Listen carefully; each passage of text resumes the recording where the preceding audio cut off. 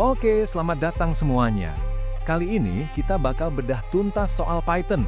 Yaps, salah satu bahasa pemrograman paling populer di dunia saat ini. Tapi, apa sih yang bikin dia seistimewa itu? Yuk, kita cari tahu bareng-bareng. Coba deh, pernah kepikiran nggak aplikasi yang lagi Anda pakai sekarang ini dibikin pakai apa? Jawabannya mungkin bakal bikin kaget. Sebagian besar dari YouTube, ya, platform tempat Anda nonton ini, itu dibangun pakai Python. Beneran. Jadi, bahasa ini tuh bukan cuma buat para jagoan teknologi aja, tapi ada di mana-mana, bekerja di belakang layar tanpa kita sadari. Nah, pertanyaannya, gimana ceritanya sebuah bahasa yang namanya aja terinspirasi dari grup komedi bisa jadi raksasa teknologi global kayak sekarang? Perjalanannya itu dimulai dari ide yang sederhana banget loh. Oke, kita telusuri sama-sama. Coba bayangin, Anda lagi ngerakit lemari, tapi buku panduannya ribet banget dan bikin pusing. Nah, Python itu diciptakan buat menghindari hal-hal semacam itu. Intinya, Python itu cuma satu, sederhana.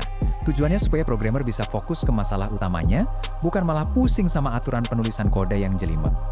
Jadi, ceritanya dimulai tahun 1991, diciptakan oleh seorang jenius bernama Guido van Rossum. Dan, nama Python ini sama sekali nggak ada hubungannya sama ular loh. Guido ini ternyata ngefans berat sama grup komedi asal Inggris, Monty Python's Flying Circus.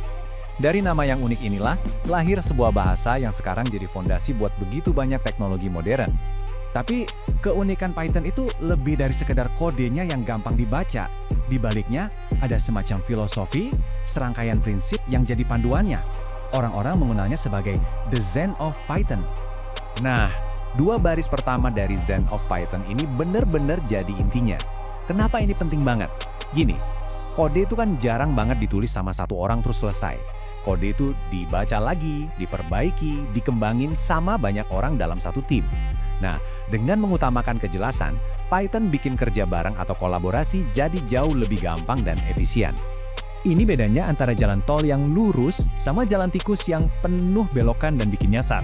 Jadi, kalau ada developer bilang kodenya Pythonic, maksudnya itu kodenya gampang diikutin, bersih, dan nggak ada jebakan yang aneh-aneh.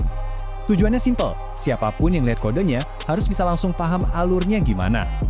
Filosofi ini bukan cuma omong kosong atau kata-kata manis ya, ini benar-benar membentuk cara kode Python ditulis, benar-benar fundamental. Oke, sekarang kita lihat langsung gimana Zen ini ngubah kode dari yang tadinya cuma instruksi buat mesin, jadi sesuatu yang hampir bisa kita baca kayak bahasa Inggris. Coba deh lihat bedanya. Di bahasa-bahasa lain, Anda pasti sering lihat lautan kurung kurawal sama titik koma kan? Simbol-simbol yang fungsinya ngasih tahu komputer di mana satu blok kode mulai dan selesai. Nah, Python ngambil langkah yang radikal. Dia buang semua itu. Gantinya, dia pakai sesuatu yang udah kita kenal buat bikin tulisan jadi rapi. Spasi dan indentasi, struktur visual gitu. Contoh paling gampang, pas kita bikin sebuah fungsi, cukup ketik def, singkatan dari define, terus nama fungsinya, udah. Terus, semua kode yang jadi bagian dari fungsi itu, tinggal digeser aja ke kanan atau diindentasi. Simple banget kan? Struktur visual yang sederhana ini otomatis bikin kode jadi bersih dan rapi, tanpa perlu simbol-simbol tambahan yang bikin pusing. Cara Python nanganin data juga unik banget. Gini deh analoginya. Dia itu strongly typed. Artinya kalau sebuah kotak udah dilabelin buat angka, Anda nggak bisa seenaknya masukin huruf ke situ. Ini bikin aman, nggak bakal ada kesalahan konyol. Tapi, di sisi lain dia juga dynamically typed. Artinya Anda nggak perlu repot-repot ngelabelin kotaknya dari awal. Python pinter. Dia bisa nentuin sendiri labelnya pas Anda masukin sesuatu. Nah, ini kombinasi yang cerdas banget antara keamanan dan fleksibilitas. Fleksibilitas Python ini nggak cuma berhenti di tipe data loh.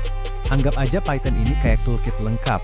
Dia nggak maksa Anda pakai satu gaya pemrograman doang, justru sebaliknya, dia ngasih kebebasan buat milih pendekatan mana yang paling pas buat masalah yang lagi dihadapi.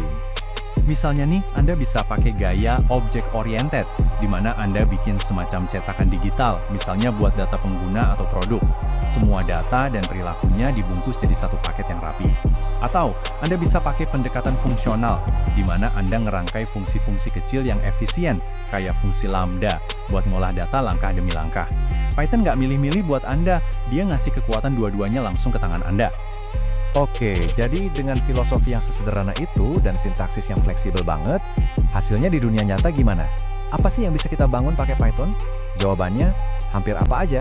Dan kuncinya cuma satu, ekosistemnya yang luar biasa besar. Kunci yang ngebuka peti harta karun ini namanya pip. Ini alat yang simple banget. Gampangnya, anggap aja pip ini kayak App Store atau Play Store-nya para programmer. Cuma dengan satu baris perintah, Anda bisa download dan install ribuan modul atau library bikinan komunitas di seluruh dunia. Dan boom, kode Anda langsung dapat kekuatan super baru. Dan coba kita lihat di mana Python benar-benar bersinar paling terang. Meskipun jago banget buat web, YouTube buktinya, dominasi Python yang sesungguhnya itu ada di dunia data dan AI. Kenapa bisa gitu? Simple. Para ilmuwan dan peneliti itu butuh alat yang bikin mereka bisa fokus ke datanya, bukan malah pusing sama kode yang rumit. Nah, kesederhanaan Python jadi jawaban yang sempurna. Dan kita nggak ngomongin alat-alat biasa loh, ini alat-alat yang canggihnya luar biasa. Library kayak TensorFlow dari Google, misalnya, itu bisa bikin kita ngebangun otak buatan atau jaringan saraf yang super kompleks. Terus ada lagi OpenCV, yang ngasih komputer kemampuan buat ngelihat dan ngertiin gambar sama video. Teknologi yang dulunya cuma ada di film fiksi ilmiah atau lab riset, sekarang bisa diakses siapa aja, semua berkat Python. Jadi, intinya begini, Python itu bukan sekedar bahasa pemrograman, dia itu sebuah jembatan. Jembatan yang merobohkan tembok penghalang antara ide-ide brilian dan kenyataan. Dengan bikin komputasi yang rumit jadi sesederhana dan segampang ini, Python memberdayakan generasi baru para kreator, ilmuwan, dan bahkan seniman. Jadi, pertanyaannya sekarang bukan lagi, apa ya yang mungkin kita buat, tapi lebih ke, ide besar apa yang bakal Anda wujudkan